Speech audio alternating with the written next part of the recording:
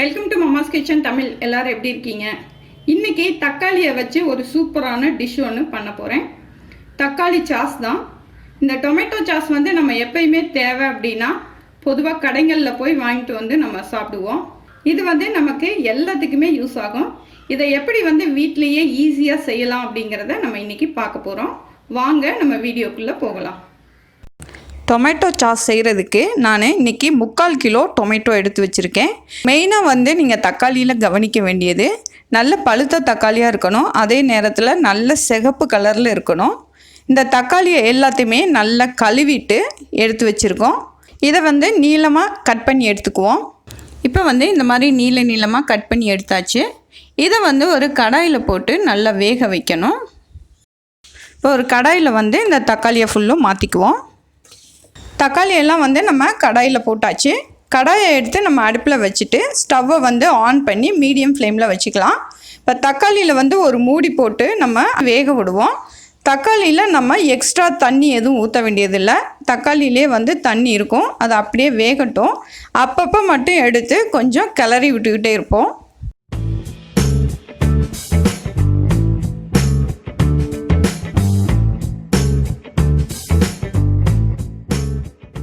இப்போ 15 நிமிஷமாக தக்காளி வெந்துட்டுருக்கு.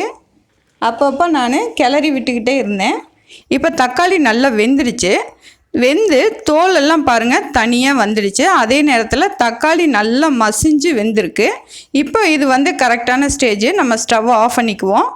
ஆஃப் பண்ணிவிட்டு இந்த தக்காளியை வந்து நல்லா ஆற வச்சு அதுக்கப்புறம் மிக்ஸி ஜாரில் மாற்றி நல்லா நைஸாக அடித்து எடுத்துக்கலாம். இப்போ வந்து தக்காளியை மிக்சியில் நல்லா அடித்து எடுத்தாச்சு. இதை அப்படியே நம்ம யூஸ் பண்ண முடியாது. ஏன்னா அதில் விதையும் தோலெல்லாம் இருக்கும். அதனால் நம்ம தக்காளி வேக வச்சு அந்த கடாயிலையே ஒரு ஃபில்ட்ரு வச்சு இதை நல்லா வடிகட்டி எடுத்துக்கலாம். கொஞ்சம் கொஞ்சமாக ஊற்றிட்டு ஒரு கரண்டியை வச்சு நல்லா கிண்டி விடுவோம். ஏன்னா அப்படியே வடியாது. ஒரு கரண்டியை வச்சு நம்ம கிண்டும் போது தான் அது நல்லா வடிஞ்சு வரும். பாருங்கள், நல்லா வந்து ஃபில்ட்ரு பண்ணியாச்சு. இந்த விதையெல்லாம் பார்த்திங்கன்னா நல்லா ஃபில்ட்ரு ஆகி வந்திருக்கு. இது நமக்கு தேவையில்லை. இதை நம்ம எடுத்துருவோம். இதில் நம்ம வினிகரை வந்து ஒரு 6லேருந்து 7 ஸ்பூன் வரைக்கும் தேவைப்படும், சேர்த்துக்குவோம். இதோட இனிப்புக்கு பார்த்திங்கன்னா ஒரு 4 ஸ்பூன் சுகர் சேர்த்துக்கோங்க. சுகர் வந்து எதுக்கு சேர்க்குறது அப்படின்னா தக்காளியோட புளிப்பை கண்ட்ரோல் பண்ணுறதுக்கு தான். அதனால் தக்காளியோட புளிப்பு சுவையை பார்த்துட்டு அதுக்கு தகுந்த மாதிரி நீங்கள் சுகர் வந்து எக்ஸ்ட்ரா சேர்க்குறதுனாலும் சேர்த்துக்கலாம். இப்போ வந்து நம்ம அடுப்பை பற்ற வச்சுக்கலாம். அடுப்பை பற்ற வச்சுட்டு நல்லா ஹை ஃப்ளேமில் வச்சுட்டு நல்லா கிண்டி விட்டுக்கிட்டே இருப்போம். சர்க்கரை போட்டு ஒரு 2 நிமிஷத்துக்கு கிண்டி விட்டுருவோம். சர்க்கரை வந்து நல்லா கரைஞ்சதுக்கப்புறமா இதுக்கு 1 ஸ்பூன் அளவுக்கு மிளகாய்த்தூளை சேர்த்துக்கலாம். மிளகாய்த்தூளை சேர்த்துட்டு நல்லா கட்டி இல்லாமல் கலக்கி விட்டுக்குவோம். கொஞ்சமாக உப்பு சேர்த்துக்குவோம். இது எல்லாத்தையும் சேர்த்துட்டு நல்லா ஹை ஃப்ளேமில் வச்சுட்டு நல்லா கொதிக்க விடுவோம். இது நல்லா கொதித்து கெட்டியாகிற வரைக்கும் கிண்டிக்கிட்டே இருப்போம்.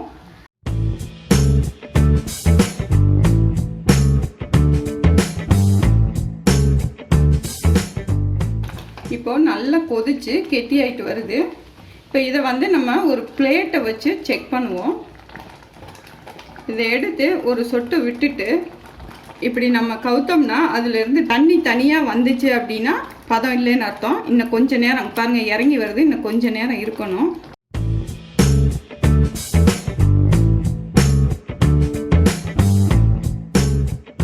அதுக்கப்புறமா 5 நிமிஷமாக கொதிக்க வச்சுருக்கோம். இப்போ எடுத்து வந்து சொட்டு விட்டு இப்படி எடுத்தோம்னா தனியாக பிரிஞ்சு வரலை.